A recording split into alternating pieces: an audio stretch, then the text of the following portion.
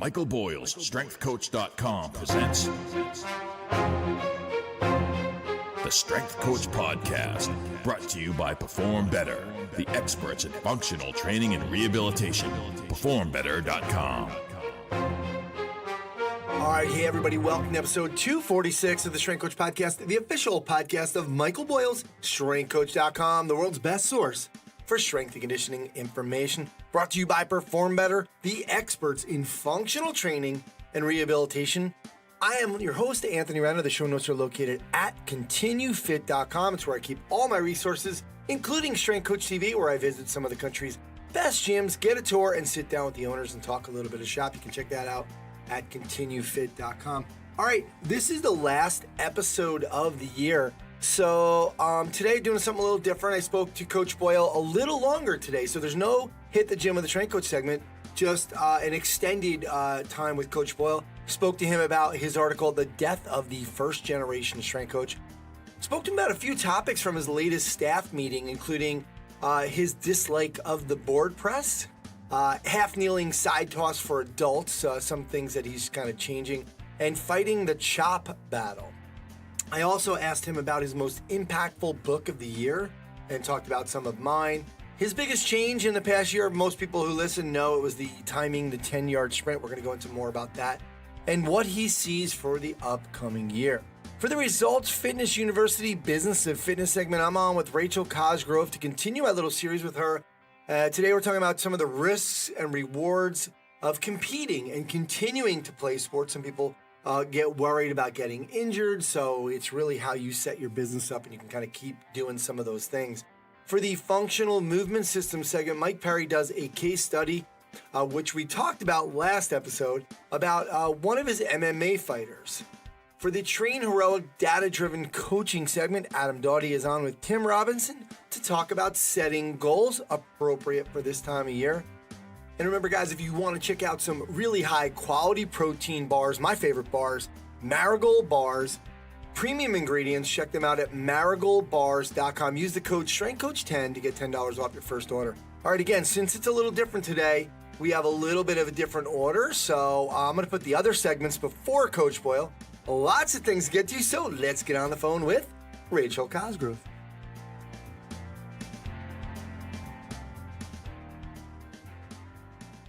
All right, now it's time for the Results Fitness University Business of Fitness segment. I am continuing my series with Rachel Cosgrove about her seriously competitive athletic pursuits and running her business. So Rachel, thanks for coming and doing this. Thanks for having me. All right, well, just to recap, Rachel's been she's been competing in obstacle course races this past year, and she made it to the World Championships in October, and that's no small feat. And she's done this while successfully running her business. You know, I had a few questions about that because I know a lot of times these kind of questions come up with people. So, Rach, I wanted to talk to you. I hear a lot of people just talk about, look, I don't do jiu-jitsu anymore because I remember breaking my arm and I don't want to lose any business, or I don't play hockey anymore because, I always kind of got hurt once every 3 games and then I had to miss work or blah, blah, blah. And, my wife was actually talking to me about the Spartan races. She's like, listen, are you going to be careful because if you fall off one of those things, you're going to get hurt. And, so people actually have said to me, they get worried that if they get injured, it's going to affect their business. Can you just talk about your response to that? Yeah, I mean, it's for sure, right? Like that's, you got to weigh the risks and the rewards, right? So if this is something, if being competitive in any sport is something that you want to do, you got to look at the sport and look at, is it one that's high likelihood of injury? And then, are you willing to risk that? Is that something you're willing to risk? And I think, first of all, making sure your business is in the right place. So, if you did go down, if you did have an injury or something to happen, really making sure you're set up to, to have your business still run and not put your family in a detrimental situation, and know that, okay, well, things would still be okay, if I were to end up getting injured or something were to happen. Actually, funny story, Alan, when we first opened our business, we had no money and no health insurance. And he decided we were heading off to go to a Taekwondo fight with one of his friends, and Alan had not been training for it and was not planning to do it. And we get there, and I didn't know Alan had packed all his stuff and put it in the trunk. What a And sneak. yeah. And so we get there, and he's looking at the other competition, and he's like, I think I could do pretty good here. And so he's like, I'm just going to run to the bathroom real quick. And he goes to the bathroom and comes out, and he's in his uniform and is signed up for the competition. And it was like the California State Championships. And so like, I'm like, what are you doing? We have a business. You're working tomorrow. And he's like, I'll be fine. I'm just, it's like, I'll be, no worries. Right. So he jumps into this competition and ends up, winning a couple fights. And then his final fight, he ends up, and he tells me like, don't worry, if I get tired, I'm just going to pretend that I'm injured, and I'll just pretend I'm injured and catch my breath. I'm like, okay. So he ends up, final fight, he ends up down with an injury. And I'm like, don't worry about it. He's good. He's just pretending. And turns out he actually had hurt himself. He had actually had a partial tear in his ACL. And so he finishes, and I end up like, he's still limping, and I'm going, okay, great. Now what's happening? And he's injured. And so we have to, I'm not happy, not a happy wife. And so, as we, we're driving back, this was in San Diego. And so we're driving back home, and I'm like, well, you're working tomorrow. You have a full schedule of clients, and you're coaching tomorrow. And we, like I said, we didn't even have health insurance. So he had to like rehab it himself. So lesson learned. Overall, even if you think you're going to be, 100%, and you think you got this, number one, I would say, make sure you have health insurance, first of all, so that, if anything were to go wrong, or anything were, that you have that, so that if, you don't want to end up with a bunch of medical bills that you can't afford, which I know a lot of trainers don't have health insurance. They think, oh, I'm healthy, I don't need it, who cares? But you need to make sure you have health insurance if you're going to start taking on bigger risks. And then make sure your business is set up with systems in place. Like we talked about on the last episode, maybe you do need to prioritize your business for a period of time to really get the systems in place and build your team, so that way you can focus on your competitive endeavors. And so that's one thing that, at this point, our business does have systems running. We have a team in place, and I can even, I go to the same race with, like, we'll have coaches that are coaching an entire team. And I can, like we talked about in the first episode, I can actually be the competitive athlete, because I know our coaches are handling our clients and that they're going to take care of them. And so if you don't have, a team in place yet, that are going to run your place and keep it going, you definitely want to think about, getting those systems in place and building that team before you really start to put yourself in a position where you could end up, hurting yourself or getting injured. Absolutely. And then be careful. Like, if you are doing these things, remember, like, don't do anything stupid. We're not, even like you're saying, like, yeah, I qualified for the world championships and it was a lot of fun. And, yes, I was competitive and did well in the 40 to 49-year-old age group, but guess what? Like, I'm not getting paid to race. Like, I have to pay to race still. Like, I'm not a professional, this is not worth, so just be safe and be careful and don't get stupid. There you go. And I will say, that's exactly what Results Fitness University teaches you, is how to set your business up. So you're working, so you have a business, you're working on your business, not always in your business. So if something like this does happen, you're covered. So Rach, thanks for coming on. Yeah, and you just never know. Like you're saying, even Alan ended up having cancer, and that was, we stepped out and the business ran itself. So yeah, that's part of it. Can't get a better example than that one, actually. So cool. Rach, thanks for doing this. Thanks for having me. Everyone check out resultsfitnessuniversity.com.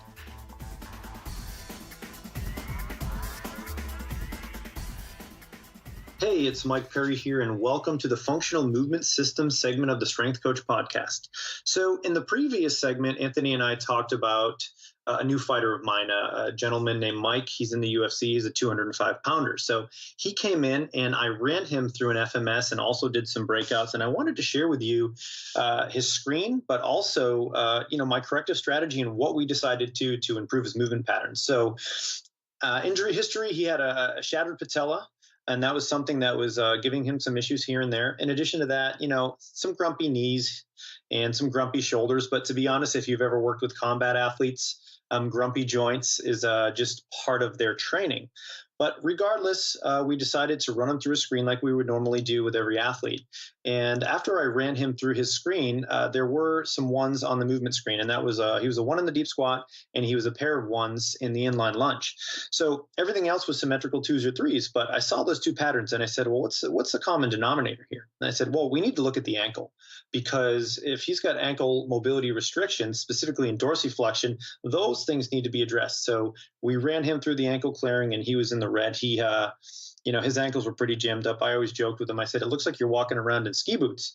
So we decided, well, the thing that we're really going to focus on is his ankle mobility.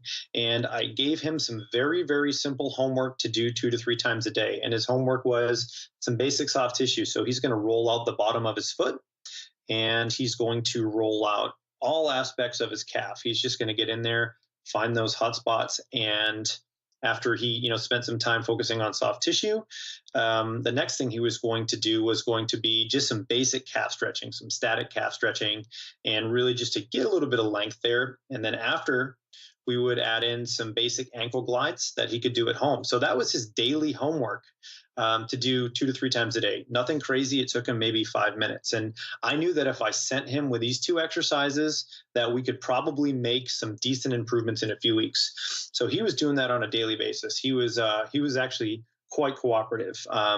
So we noticed after probably 2 weeks of his corrective strategy, just addressing the ankles, things started to get better. So I decided to rescreen, and ankle mobility improved. He was actually in the clear for ankle mobility. So we decided that, okay, we are still going to address the ankles because, things aren't perfect, but at the same time, we're going to start introducing some other exercises. So once we cleaned up the ankles, everything was good to go. So we could do all of our basic patterns. We could squat, we could deadlift, we could, perform lunging movements, etc. And that was really a big part of what we were trying to do, is just get him to do all of the patterns that he could possibly do. But when we initially started training him, we actually didn't have that ankle mobility within the first few weeks. So what did we do? We eliminated anything with a deep squat or anything with a lunge, because we noticed that those patterns he was challenged by. So we just took those 2 out of the picture, and we just didn't do those initially. But in the meantime, we were still doing a bunch of exercises to get him strong. We were deadlifting, we were doing barbell bridging. We were basically doing anything that we could that wouldn't really challenge the ankle. And once we cleaned up the ankles, then we reintroduced the squatting and the lunging movements, and those came very, very quickly. Within 1 session, he was moving some sort of load. Obviously, I was comfortable with where he was at, but within 3 weeks, he had a nice, clean FMS with symmetrical 2s or 3s and no pain. And then we just progressed from there and just put him on a smart strength and conditioning program. The only other thing I want to add is, from a conditioning standpoint, we wanted to make sure that even when he was doing his conditioning, he wasn't challenged by those restricted ankles. So some of the things that we didn't do initially was work on the treadmill or sprinting or any exercises where he's doing a ton of excessive agility work, because we knew that that was probably going to be challenged by those restricted ankles. So a lot of our initial conditioning was on a bike, was on a ski erg, and was on cardiovascular exercises that were a little bit more machine-based. And then again, once we cleaned up that ankle mobility, we started to add in, treadmill work and sled work, et cetera. So at this point, we're excited that he's moving well and that he's healthy, and he's going to be fighting December 15th in Milwaukee, which is coming up here. So we're really excited to see where he's at. So that's it for today. For more information, check out functionalmovement.com.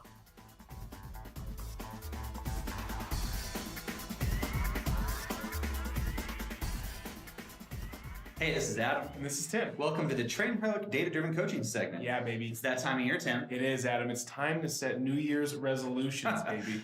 But seriously, let's talk goals. Yeah, let's do it. All right, so before we go dive in deep into any details of goals, let's lay out what kind of goals we got. Sure. So we've got process, performance, and outcome goals. That's kind of the traditional way of breaking those down. Yep. So tell me how you use these, and that would kind of set the stage for what they are. Yeah, so I kind of work backwards, especially in an athletic setting, Adam. I set outcome goals, which are kind of like your long-term goals, right? So what do I want the outcome of the season to be? Do I want to be an all-conference player, conference championship? That's kind of where we start. Then we work backwards. Sure, and if you coach maybe more personal training, they might want to lose weight. Yeah, exactly right. And then, the process goal to start this thing off is really just get into the gym, right? Or get into the training session.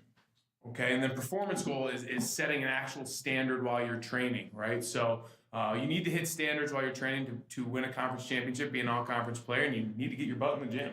Sure. So like the process goal is kind of the strategy. You got it. And the performance would be kind of the direct result of that strategy. You got it. Exactly. And then the outcome is a little different. And the thing that's really important to realize is that the difference between a performance and outcome is the outcome involves other people typically. Yeah, it involves other forces often that you like maybe you can't control. You don't have total control. Right. And that's something that people lose sight of, especially in athletic competition. Right. And so we say that's called the locus of control, right? So, the process is like an internal thing. You can control that. The performance, for the most part, those are things that like, if I do all these things in my process, I have a really good chance of hitting this performance. Sure. And then if I hit the performance, it gives me a better shot at the outcome, but it's not a guaranteed thing. Yeah.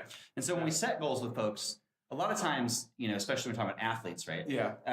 The outcome is really what they want. Correct. Right. But if you only focus on the outcome, well, guess what? Like sometimes you're going to achieve and sometimes you're not. And that's not always, you can't always control that. I guess. Yeah. No, you're totally right. And there's really two different types of people when we're talking about this thing, right? We have high achievers and low achievers. What's the difference, Adam? That goes into how hard your goal should be to achieve, right? Ooh, so question. if we're talking to somebody who's pretty new, pretty novice, like just training, just having a process goal may actually be sufficient. Sure. Right? But very quickly that gets very trivial. Yeah. Like, oh, I did it. I did the thing. Great. Right? Yeah. What happens now? Yeah. Right. So the thing about people who are actually ambitious, we call high achievers in, psychological research, whatever, is that these people, like, they're not afraid of failure necessarily. They want to achieve something. Their goals, they tend to pick things that are kind of 50-50. I mean, like, even if I do the right stuff, like I do the right process and I hit my performances, the outcome may or may not be there for me. Sure. Right. And that's okay. Like I may win and I may lose, but like I'm there to compete and I'm going to, give my best and that's all right. Yes. But when we talk about low achievers, they tend to pick things that are ridiculous. It's like, either I'm going to totally do this, the process goal, like I can totally do that 100%, or like there's not a chance. It'd be like me saying like, if LeBron James challenged me to one-on-one, right? I'm pretty good. Right. Well, I want to be in the NFL. Well, not necessarily. Right. So those things are trivial. Those things are stupid because there's no shame in failing. And that's what those people tend to gravitate toward. Yeah. That's a bit about goals for you. That's going to do it for us today. Go to trainheroic.com to start your 14-day free trial. When you're talking to one of our representatives, be sure to tell them the Strength Coach Podcast sent you for 10% off a year of the Pro or Elite Edition.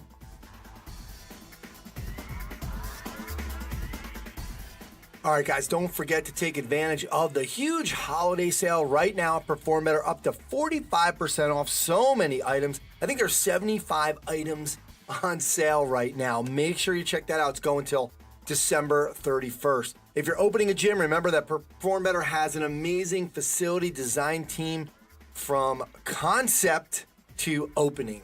So check that out for all your design needs. And also the one-day seminar is coming up really quick in New Jersey, January 5th. Rachel Cosgrove, Todd Durkin, and Martin Rooney. You can check out performbetter.com for all their products and info on their educational seminars.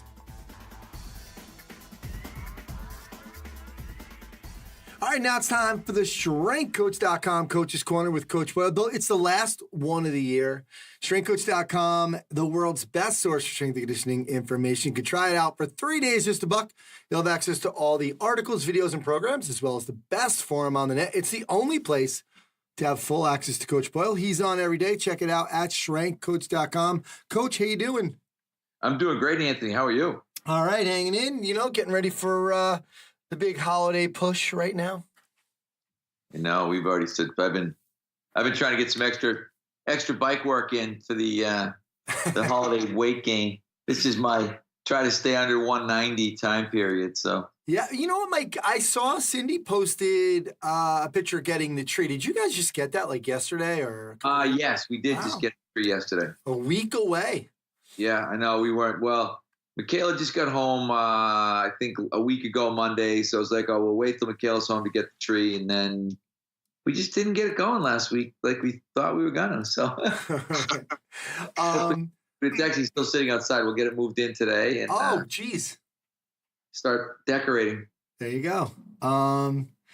Coach, let's start off, which I think is a good thing, kind of it's end of the year, going into the new year. People can make a fresh start in terms of your article, Death of the First Generation Strength Coach. Give us an overview of this.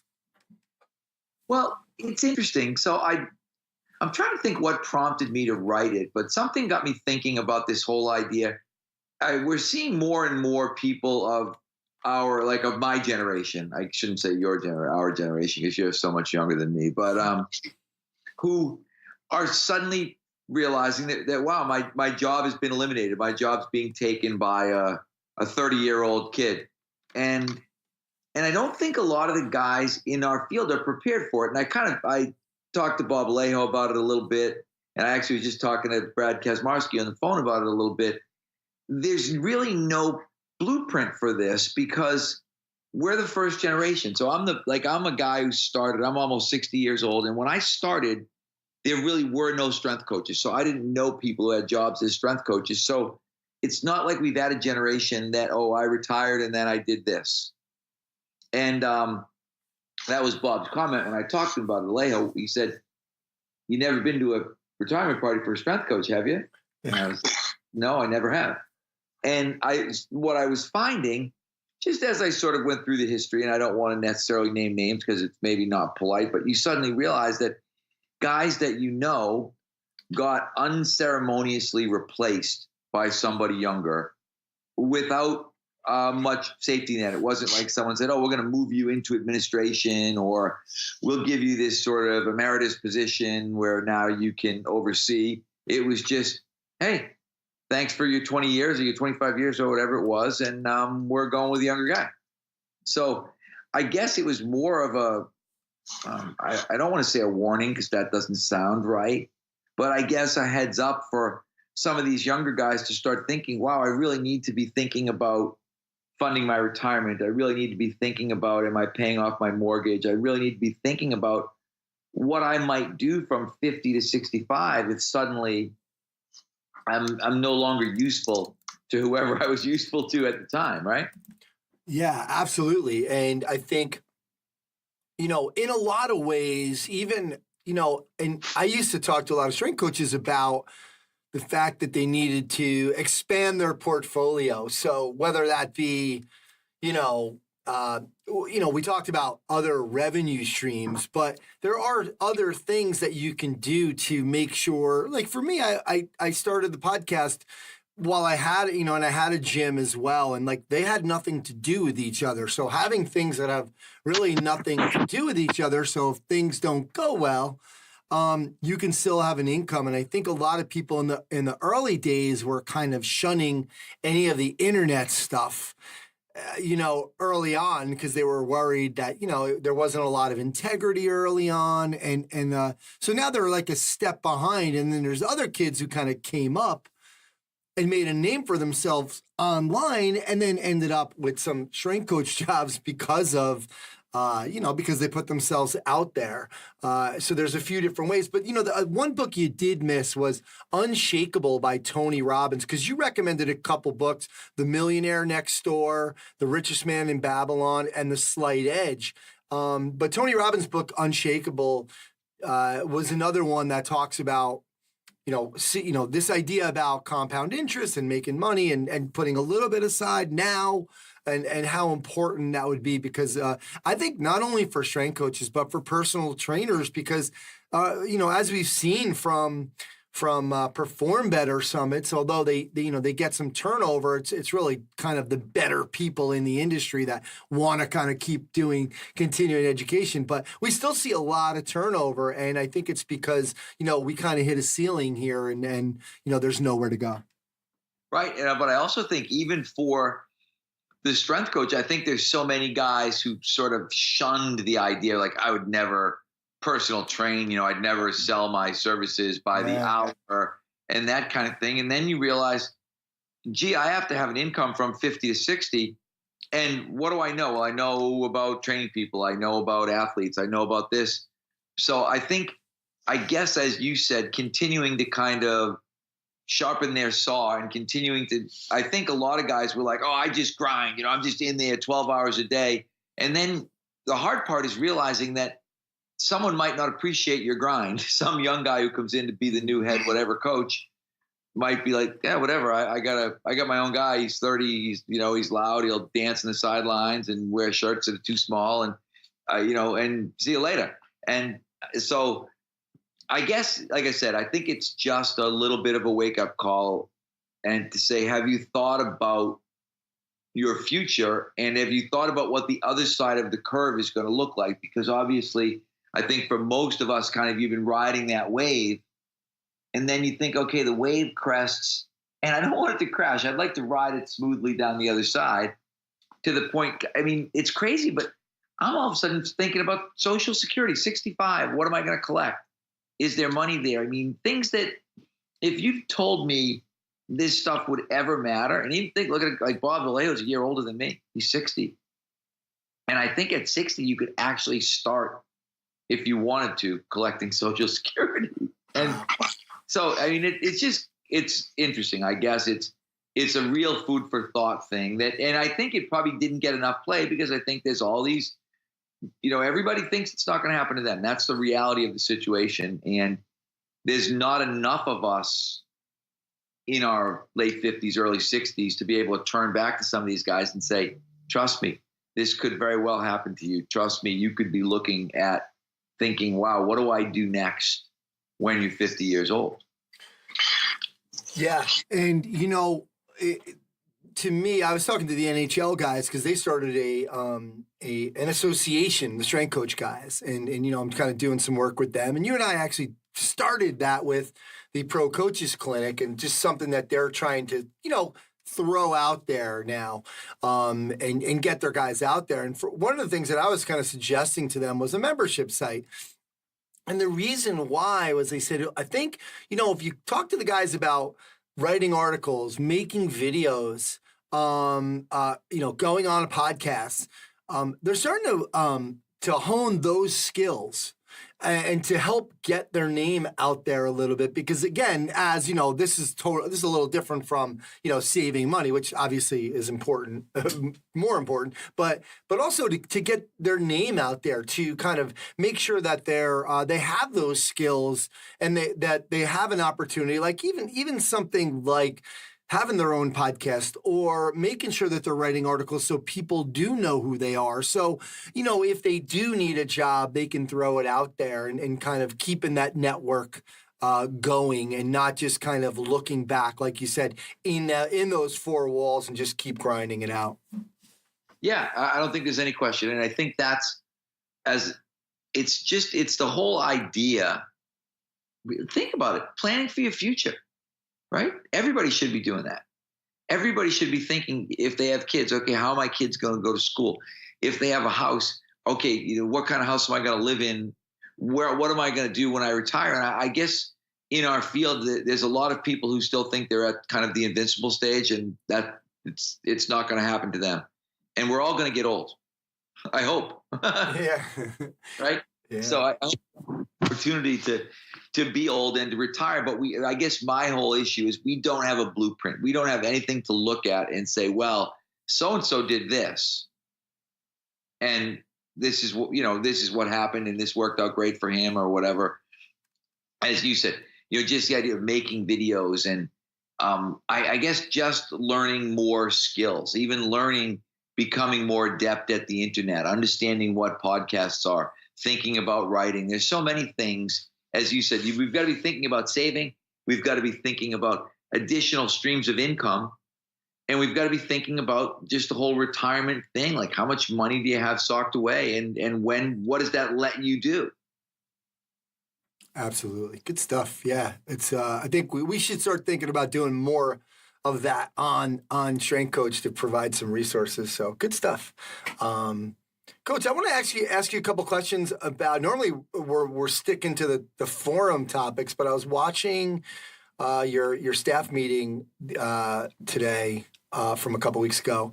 Was talking about some different logistics, but I want to go over a few exercises that I think that's where people miss some of your staff meetings. A lot of little things come up that you make changes on or have reminders about. So I wanted to go over a few things. Not to get you all out of the Christmas spirit, but talk to us about the board press at MBSC. Oh, no, I don't even. That was like we had one of our judo guys, and somebody thought it might be a good idea, and it was just a total disaster. So what is the board press? A board press is a West Side thing where basically you have 2 board and 3 board. They're basically 2x4. So imagine a a limited range bench press where you effectively have a couple of boards on your chest and you're not lowering the bar down as far. So it's, I mean, effectively, I would look at it and say it's like a half a bench press. What's the purpose? The purpose is to work on your lockout. So if you look again, it's one of the kind of special exercises that the West Side guys would use to improve their bench press. And for whatever reason, somebody thought they'd try it with one of the judo guys, and it set me off a little bit. I was like, what are you guys doing?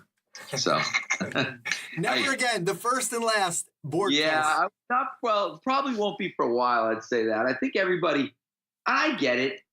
People read and like to experiment. This just was I think a badly conducted experiment. So, and it's personal that I don't particularly love to begin with.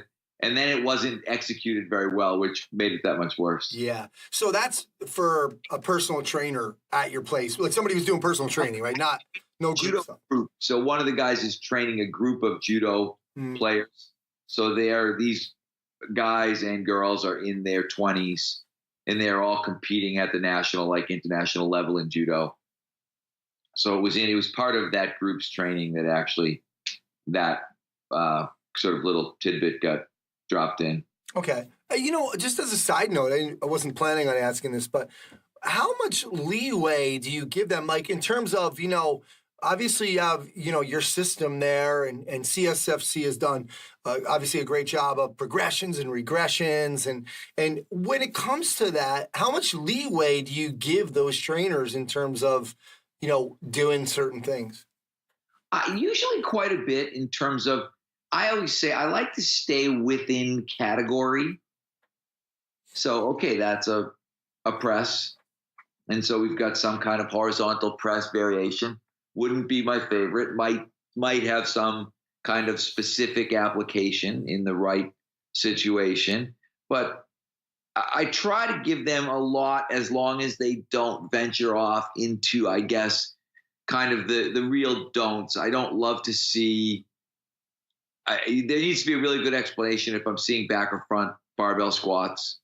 Sort of, okay, why are we doing that? Why, and again, we do that in the summer with kids who have to test in college. So there will be times when that stuff happens. But I guess, and the longer you've been around and the more comfortable I am with your training knowledge, the more leeway that person gets. But I always feel like if they're comfortable and they know our system, they shouldn't be varying very much from the system, because hopefully they believe in what we're doing.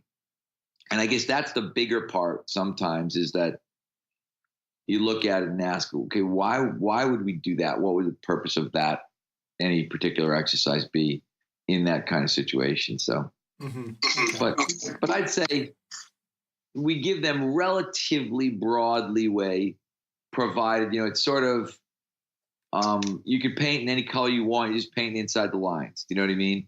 And if you're going to go outside the lines, you need to explain to me why you want to be outside the lines. And this was one of those situations where I brought it up. It happened right before the meeting, and I brought it up right in the meeting. Like, nope, okay, that wasn't good. Yeah, although it was in category, it still wasn't good. Right, exactly. It was not. Just wasn't the right choice for that particular person. Wasn't the right load. There was just it was sort of a multi-layered mistake. There were a couple of layers of mistake there in terms of I wasn't thrilled with the exercise choice, and then the load didn't end up being appropriate, and the technique didn't end up being appropriate. So it just should have been a little more forethought that went into the process. Yep, absolutely. Let's talk about, I thought this was interesting too, because I think we get these ideas about progressions, and we feel like it's always going to be, this is the progression, stick to it. This is the regression. Half kneeling side toss, you're not a big fan for adults. Tell us why. Oh, because what I find with the half kneeling side toss, or what we found over time, is that it ends up doing the opposite of what we thought it would do. What I was hoping half kneeling side toss would do would be to help somebody develop some hip mobility and to help them be able to move their pelvis against their femur. And what we end up doing with some of the people that are really stiff is we get a very lumbar-oriented strategy where they're just rotating. It's like, okay, we fixed their hips aren't moving, and now they're just rotating from the lumbar spine, which was not what the intention of the exercise was. The intention of the exercise was to teach them to load the hip, much like in Gray's idea. Let's take the knee and the ankle away and just get them to load the hip. And instead, what we ended up getting was we took knee, ankle, and hip away, and we just loaded lumbar spine. And so I think that's where that idea goes wrong. And I started to notice it, particularly with when we did it with the younger kids, they didn't grasp it at all. And then we'd start to do it with some of the older adults, and you'd see they can't do it. Not that they don't grasp it, but they're not capable of the movement. So we've started to move away from half kneeling. And it's the same thing, it's like with doing stuff in lunge position. I used to like lunge position, but I just find that it ends up being a difficult position for most people to hold. Yeah.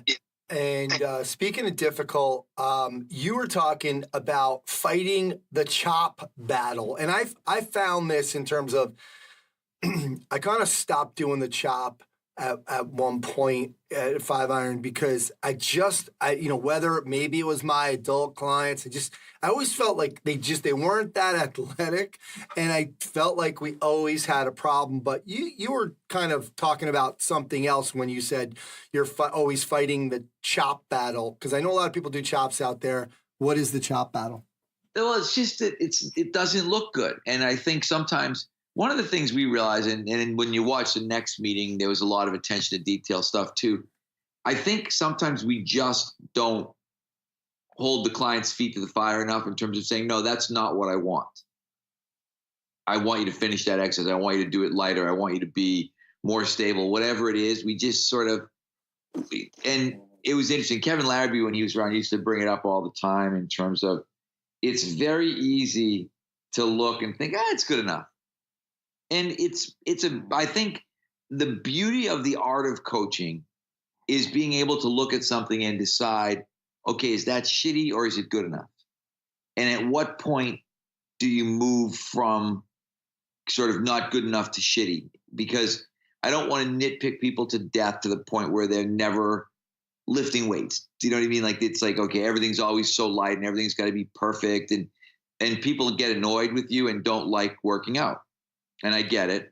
And then there's another point in time when it gets too sloppy and you think, okay, we need to do a better job. So we've been kind of dissecting chop and dumbbell row. I feel like there's always a lift we're going after a little bit in terms of, hey, this lift doesn't look good, whether it's in our adult groups or in the kid groups. And a lot of times it ends up being both, where, okay, we're not doing a good enough job coaching that lift. And I really think that's, in a lot of ways, that's what the staff meeting's for. I think we need to consistently have that staff meeting where we can say to people, hey, here's where we could be better. Here are things we can improve on. And I've had this conversation with you numerous times in the podcast. I think it's the most difficult thing to do as sort of whatever boss, head coach, whatever title you want to have, is to say to your staff that I don't like the way you're doing X. I also think that it's an essential skill. You need to be able to look at people and say, I don't like the way you're doing that. As from a coaching standpoint, not from a client standpoint. And you need to do a better job of coaching that. And I think that's kind of where we were, like I said, fighting the chop battle. And we've done static and we've done 2-part, and we're always messing with it. I was having some conversations with Sean DeWispler the other day about that, with our Thrive programming, in much the same way in terms of, trying to get the people in our Thrive network to be not too attentive. Sometimes I think we go the other way and we're trying to we paralyze it out of people. Like, we'll do this eccentrically and we'll do this statically and we'll do this. And then it ends up where you're putting too much complexity in. So it's a balance. It's always I wish it would be, I guess in some ways it's good that it's not easy, because then everybody would be able to do it. That's the optimistic view, right? Yeah. And I think you're right, though. It's funny. It's almost like we used to talk about with Coach Parker was, you got to remember, we've heard it 1,000 times, but for these kids, it's the first time they're hearing it. And I think it's funny because I see, and coaches do get lazy because I see it in the gym that I go to, right? Like where, the one arm row like you were talking about, I see so many people picking that thing up wrong. I see the backs just totally rounded. I see just these different, like, aiming towards the chest, and so the shoulders up by the ear, and there's some simple little things from a one arm row that they're doing wrong. And I know. We talk about it all the time. I think that the one arm dumbbell row is one of the most difficult exercises to teach in the weight room. I think it's one arm dumbbell row, one leg straight leg deadlift are two things that we consistently struggle with in terms of what's the best way to teach it? What's the best way to get somebody good at it? And then keeping them good at it. And we watched one of Eric Cressy's videos from his Shoulder Saver series that he had sent out. And, in light of, like you said, dumbbell row, you've got people dumbbell rowing and they've got all this sort of rhomboid levator scapulae firing. So they've really got that shoulder blade pulled up to their ear. And it's like, no, that's not what we want.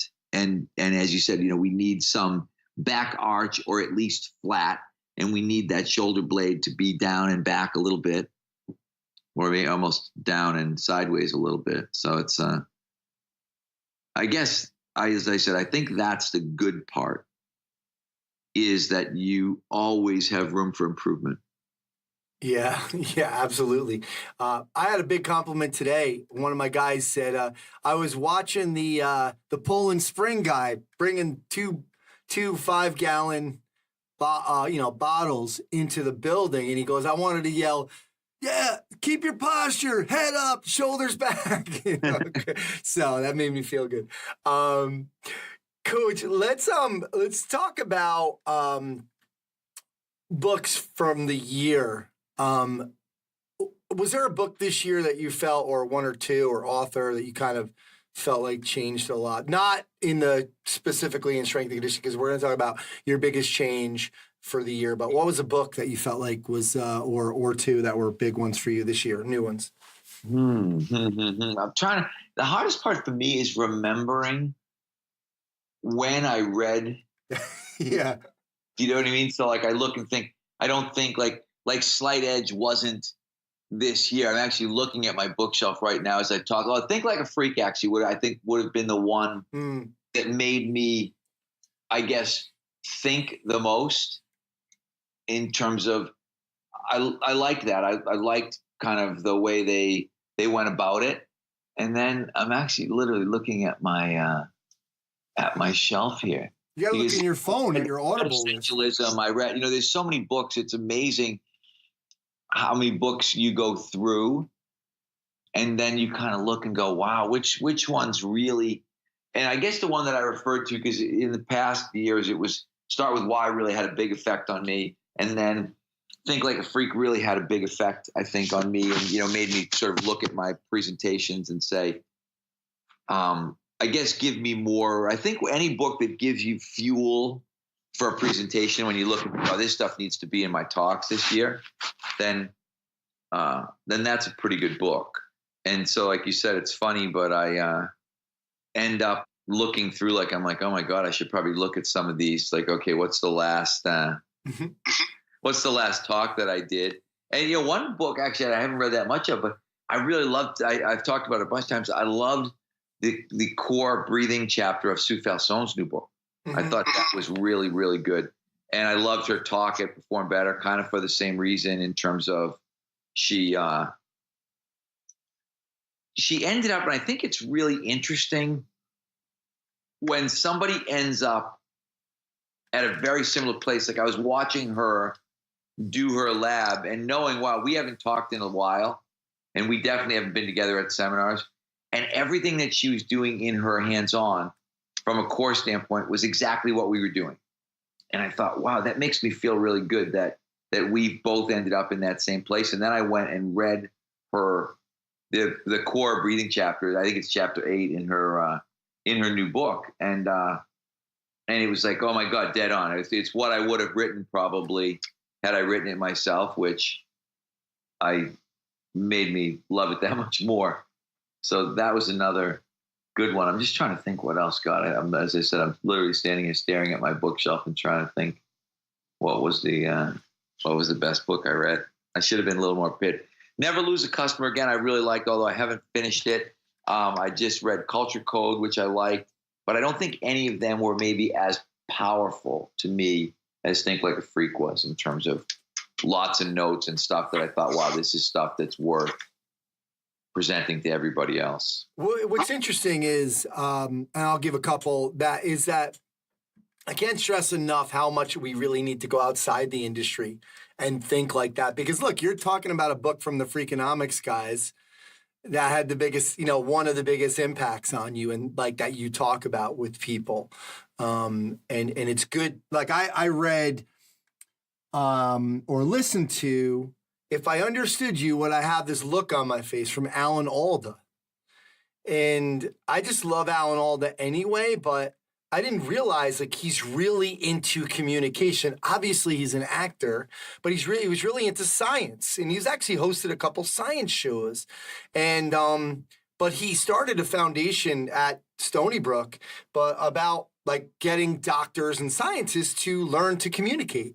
And there's so much relevance to what we're doing in coaching, and it's probably I would say a little easier to understand than like I would say read that first before like Conscious Coaching, what Brett Bartholomew's book, only because like they would like then it would make Brett's book that much easier to understand because Brett goes pretty deep.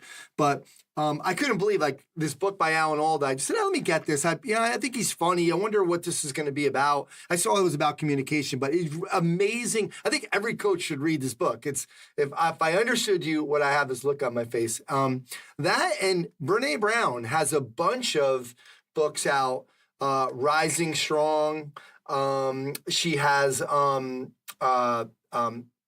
what's the next one, or there, it was Braving the Wilderness, which I read them out of order, but Braving the Wilderness, Rising Strong, Daring Greatly, and now her latest one is Dare to Lead, which I have, but I haven't read yet. But she's talking a lot about vulnerability and just like from the perspective of a coach and communicating and understanding people. And I think it's important because like the books that you always recommend, right? Never Eat Alone, How to Win Friends and Influence People. I mean, these go right in line with those books. Yeah, and I think you're right. I think what ends up happening is you get to a certain point from a professional reading standpoint where, okay, I've read enough. and then you realize it's not about me understanding more about periodization or any of this stuff. It's much more about me understanding people. And that's why you're right. I mean, when you look at most of the books that I referred to all year, there were actually I'm looking through the presentation right now just to see. There were really no strength and conditioning books at all, zero. And Sue's is one of the first ones that I probably referred to in that sense, but there was nothing else where I thought, oh my God. Although you know what I just bought is Zach Deschamps' Movement Over Maxes. He's at TCU. And I've kind of been following him on Twitter. And I said, I like his philosophy. And then I grabbed the book and I started reading it because you can get it on Kindle right away before you get the actual hard copy of the book. And it's a really good, when you talk about a good, simple strength and conditioning book, Movement Over Maxes is a really good, simple strength and conditioning book. I actually ended up buying 20 copies for our staff. Nice. I'm going to have to get that book. Good. Yeah. And then another one, it's, and I'm looking at these now. These are my sort of to be read category. But this one, someone recommended to me, is The Brave Athlete. Calm the fuck down and rise to the occasion. Okay. And then there was a couple that the guys from Changing the Game Project had recommended their top two, which I also ordered. And one was called A Still Quiet Place for Athletes. literally walking around looking at titles, and then I can't find the other one. Oh, Raising Young Athletes was the other one. But they had said, I think they were their top two books of the year. And I think so much of, as you said, it's so much of this stuff now is really, and that's why I think Brett has to some degree hit a nerve with people, because so much of it is really about mindset. And it's not, I think somebody can, take the CFSC, understand the methodology, and be all set. They don't need a whole lot more than that from a training perspective. But where I see the massive failing in our profession is these people, these sort of ego-oriented lifters. And it's really all about them lifting and how much weight they can lift. And they train people kind of on the side because it allows them to have a business that is in line with what they like to do. And I think that's, you saw me talk a bunch this year, but I keep emphasizing the whole, it's not about what you like idea. It's not about what I like. It's about what's best for the athlete. It's about what's best for the client. And that may not necessarily be what I would like myself. Yeah, and I think a big problem, even and Alan Alda does address this, but it's something that I was talking to a younger coach about is, and even somebody had asked me on their podcast. I was on Scott Iardella's podcast, and he had asked me, like, what are your, top, how do you prepare for an interview? And I told him that I don't prepare as much as you think, and I do that on purpose because it forces me to listen to you. And by forcing me to listen to you, I'm a little nervous sometimes when I'm interviewing somebody. And if I don't go into an interview nervous, then it's probably not going to be a great interview, because if I don't know, it makes me listen. It makes me actually just sit here and just listen to what that person is saying. And I think we don't do enough of that, even in the gym. Like just being present in the gym with our clients to make sure that we're giving them what they need and that we can read them, we can read where they are and body language and tone of voice and all these different things to see, like, hey, something's off today. But we're not going to get that if we're looking down at the phone or if we're looking across the room or at other things. So I think and that's really, again, going back to the Alan Alda book, is like kind of being present in this conversation with somebody, in this coaching opportunity that you have to be there and to see, really kind of get what they need, because they don't always tell you, but you can pick it up.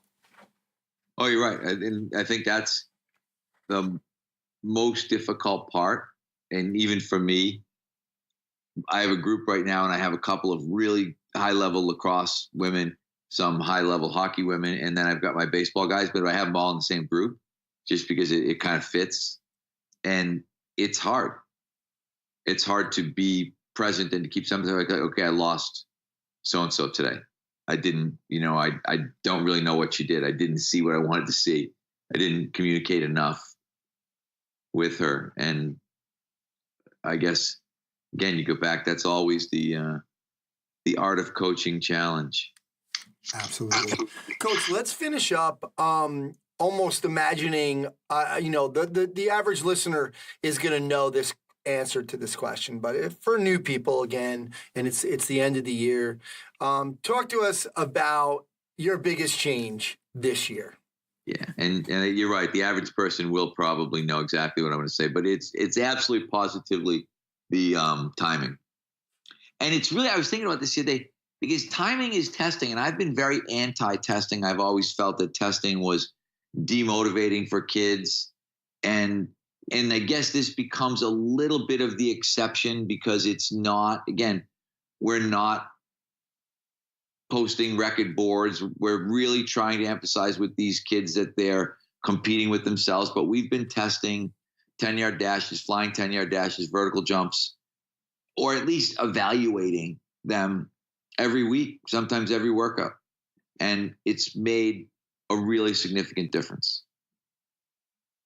What do you feel like with that? I mean, again, what was the trepidation for the most part was just that it wasn't that you just didn't like testing, but you felt like that's the place where people get injured. Right. I was going to say there were two things. One, it's the place where people get injured. And two, I always felt that testing was basically a genetic reward, because the person with the best genetics was going to generally get the best scores, and it wouldn't be indicative of who was working the hardest. And so I felt that sometimes that can be demotivating. I also felt with some of the kids, with constantly being evaluated an A team, B team, C team kind of thing, that here's another situation where you're going to go into the gym and be evaluated and see that you're not good. And so it's being able to take that testing and turn it around and show this kid that, hey, you're getting better. And it's easy to do in the weight room because, like, look, you lifted more weight than you did last time. Because we really are in the weight room in a very controlled way. We're doing a lot of testing, quote unquote, even though we're not. There's a lot of like RM, rep max testing, where you can look and think, okay, that's better than it was last week. But with speed, we didn't have that. And with power, we didn't really have that. And I have to say that there's no doubt in my mind. I don't believe we will ever go back away from this in terms of the ability to time people, particularly, like I said, tens, flying tens, vertical jumps. And I always go back. I always talk, my kids are my experimenting ground. But when I look at when we started doing this, Mark was running in the 1.8s, and now he runs in the 1.5s pretty consistently. And he was vertical jumping under 20, and now he's in the 22s consistently. And obviously some of that is puberty and maturation and all that stuff, but we're definitely seeing a positive trend in it. But there is constantly to that, like, don't worry about what this person did. Don't worry about what that person did. I'm constantly having writing on their sheets, write your best time. I'm not worried about who got the best time. I'm worried about what your best time is, and were you better than that? Yeah, you're not putting them up on a board. No one else is really seeing what those people are doing, right? Exactly. Okay, and then so you're just kind of trying to instill that culture, like saying it's about you. It's not about about us getting better. Don't worry, we're not in competition. Has that been the hardest part? I think so, yeah, and that's where it's funny, because when you look at Tony's, record, rank, publish, and I'm sort of let's just record.